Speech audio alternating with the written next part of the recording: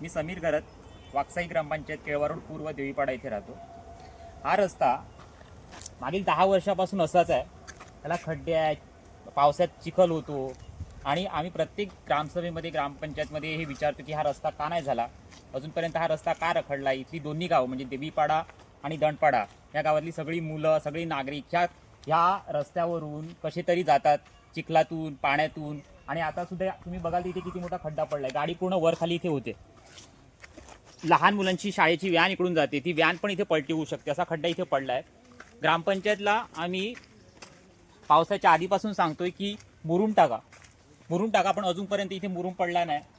आता सुद्धा ग्रामपंचायत अजून सुद्धा इथे एवढा मोठा खड्डा झाला, अजून सुद्धा इथे मुरुमाचे एक गमेला सुद्धा आणून टाकलेलं नाही मिळत। ग्रामपंचायतला प्रत्येक ग्रामसभेला गेल्यानंतर आम्ही प्रश्न विचारतो की ही केस जी आहे ती कुठल्या लेवलला चालू आहे, काय चालू आहे। ग्रामपंचायतला ह्याचं काही माहीत नाही की सध्या हे कोर्टाच्या कुठल्या स्थितीत आहे किंवा ही केस कोणावर आहे, याची ग्रामपंचायतला जराही काही माहिती मिळत नाही।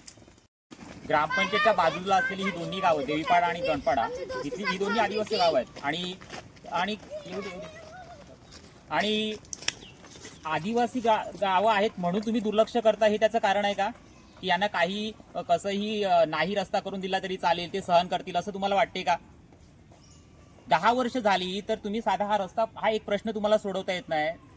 मागच्या 10 वर्षापासून रखडलेला हा प्रश्न जर तुम्हाला सोडवता येत नसेल तर ग्रामसेवक, सरपंच, उपसरपंच, सदस्य या सर्वांनी याची नैतिक जबाबदारी स्वीकारावी आणि सांगावं की हे काम आमच्या हातून होणं शक्य नाही आणि हे आम्हाला जमणार नाही। याची नैतिक जबाबदारी स्वीकारावी आणि पुढची कारवाई करावी। धन्यवाद।